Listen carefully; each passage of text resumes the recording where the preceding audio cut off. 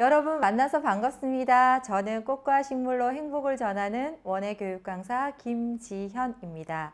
오늘은 누구나 실내에서 쉽게 키울 수 있는 반려식물에 대해 알아보도록 하겠습니다. 여러분 혹시 펫 플랜트라고 들어보셨을까요? 반려동물을 뜻하는 펫과 식물을 뜻하는 플랜트가 합쳐져 만들어진 말로 반려동물처럼 곁에 두고 키우는 반려식물을 뜻하는 신조어입니다. 반려식물 키우기가 새로운 트렌드로 자리 잡으면서 모든 사람들에게 인기가 있습니다.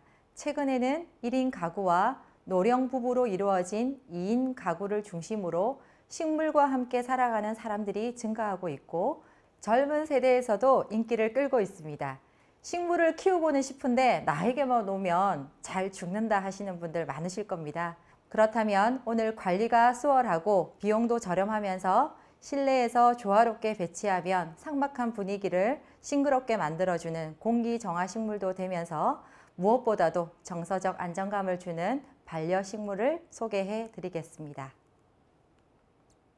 실내에서 반려식물로 키우기 좋은 종으로는 여러 가지가 있지만 틸란드시아, 고무나무, 스킨답사스, 관음죽, 산세베리아, 아레카야자, 행운목, 싱고니움, 산데리아나, 금전수, 드라세나 드라코 등이 있지만 실내 환경을 고려하여 조건에 맞는 식물을 고르는 것이 가장 중요합니다. 먼저 잎을 관상하는 관엽식물 중에서 첫 번째, 잎이 매력적인 몬스테라입니다. 속명의 몬스테라는 라틴어의 몬스트룸, 이상하다는 뜻에서 유래되었고 덩굴성 대형 관엽식물입니다.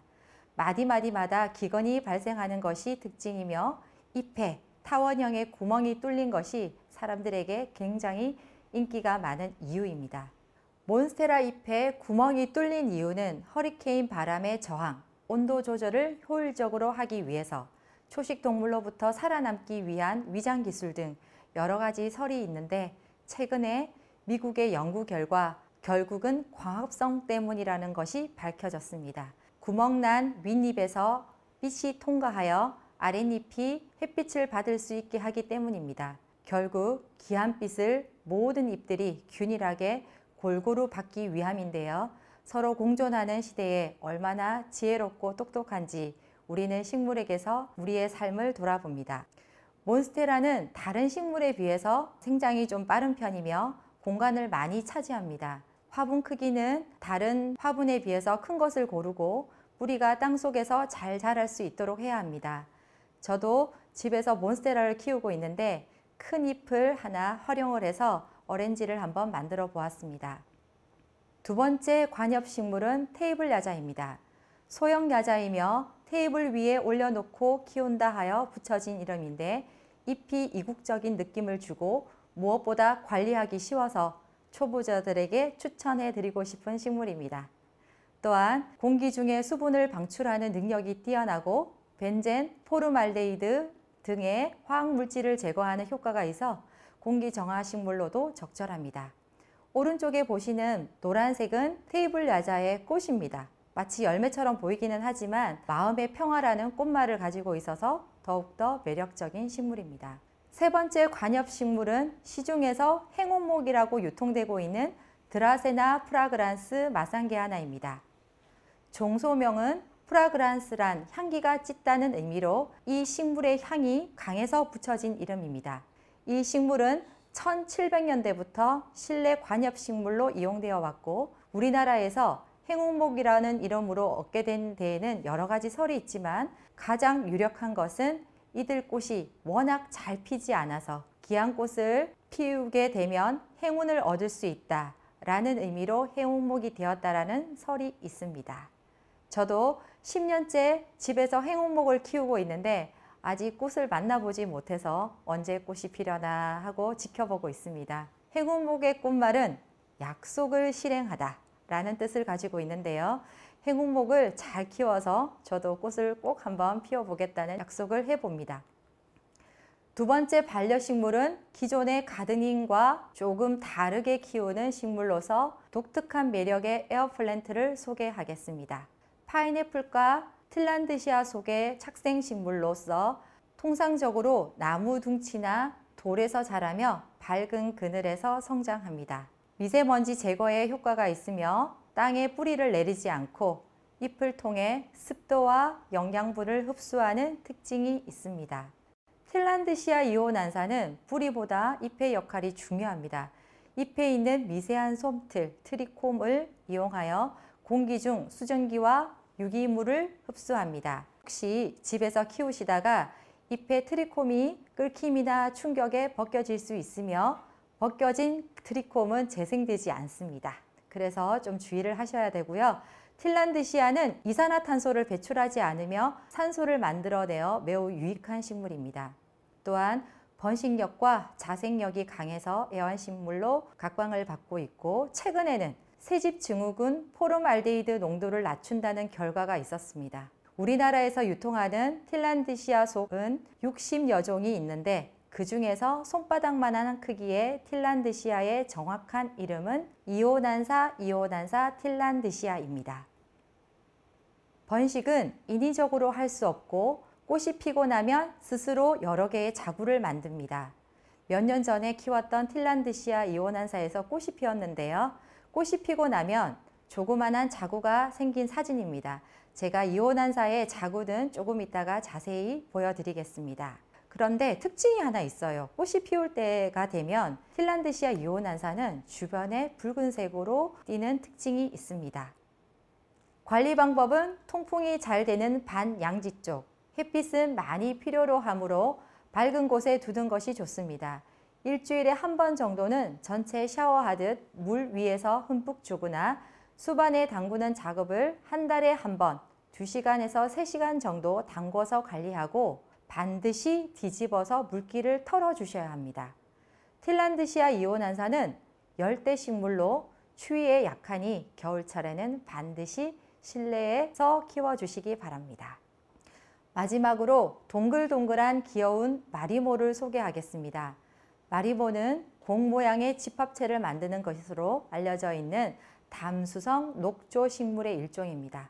마리모의 동글동글한 모습을 보는 것만으로도 힐링이 되고 지친 마음을 위로해 줍니다. 최근 연예인들이 혼자 사는 모습을 담은 예능에 나와 유명세를 타게 된 요즘 인기가 좋고 저도 집에서 키우고 있는데 1년에 5mm 정도 자라서 거의 육안으로 보이지는 않지만 동글동글 귀여운 모습이 아이들에게도 인기가 있습니다. 마리모는 차가운 물에 담긴 유리병 안에 담가두면 잘 자라고 일주일에 한 번 정도 꺼내서 흐르는 물에 씻어주고 직사광선은 피합니다. 마리모는 1년에 5mm씩 자라 성장이 느리지만 잘 키우기만 하면 100년도 걷더니 산다고 하니 100세 시대에 진정한 반려식물이 될 수 있겠습니다. 평소에는 가라앉아 있다가 기분이 좋아지면 물에 둥둥 뜬다고 하는데 이것은 행운을 상징하기도 합니다. 그러나 실질적으로 마리모가 물 위에 뜨는 것은 광합성에 의한 기포 발생입니다. 이렇게 반려식물을 키우고 있는 사람들은 일상에서 찾는 소소한 기쁨이나 힐링이 되는 느낌 등 키우는 과정에서 겪는 좋은 감정을 느낍니다. 실제로 서울시가 70세 이상 저소득 독거노인 2,000명을 대상으로 시범 운영한 결과 우울감이나 외로움이 해소되고 주변 이웃들과 친밀감이 올라가는 등 긍정적인 효과가 나타났습니다. 시대가 변화되면서 펫플랜트, 플랜테리어, 반려식물, 식물 집사, 식물 호텔, 식물 큐레이션 등 식물 관련 새로운 문화와 서비스, 용어 등의 탄생과 함께 인간의 반려자로서 자리 잡은 식물, 현대인들은 식물을 통해 기뻐하고 슬퍼하고 반성하고 깨닫고 성장합니다. 저는 요즘 자연에 대한 고마움과 함께 작은 생명 하나도 사소한 것이 없고 인간이라고 해서 함부로 이들을 소홀히 하고 해할 자격이 없다는 생각이 듭니다.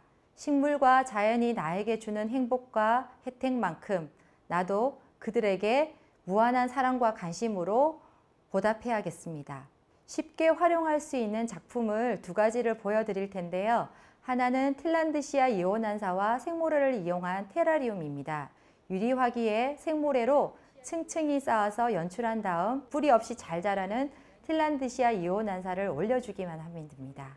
2번째는 스킨답사스와 마리모를 이용한 수경 재배인데요. 작은 유리병에 색도를 깔고 물속에는 마리모와 조개를 넣고 물에서도 잘 자라고 일산화탄소 제거 효과가 있는 스킨답사스와 함께 키워보았습니다. 도종환 시인의 흔들리며 피는 꽃. 흔들리지 않고 피는 꽃이 어디 있으랴. 이 세상 그 어떤 아름다운 꽃들도 다 흔들리면서 피었나니, 흔들리면서 줄기를 곧게 세웠나니, 흔들지 않고 가는 사랑이 어디 있으랴. 젖지 않고 피는 꽃이 어디 있으랴. 이 세상 그 어떤 빛나는 꽃들도 다 젖으며 피었나니, 바람과 비에 젖으며 꽃잎 따뜻하게 피웠나니, 젖지 않고 가는 삶이 어디 있으랴. 제가 개인적으로 좋아하는 도종환 시인님의 흔들리며 피는 꽃인데요. 이 시는 꽃이 피는 평범한 자연 현상을 인간의 삶에 접목하여 인생의 진리를 형상화한 작품입니다. 바람에 흔들리고 비에 젖는 과정을 거쳐야 비로소 아름다운 꽃을 피울 수 있는 것처럼 우리의 삶의 방황, 고뇌, 고통, 슬픔 등은 우리의 삶을 성숙하게 하고 완성시키는 것이므로 이를 부정하거나 회피하지 말고 긍정적으로 수용하자는 그런 의미를 담고 있습니다.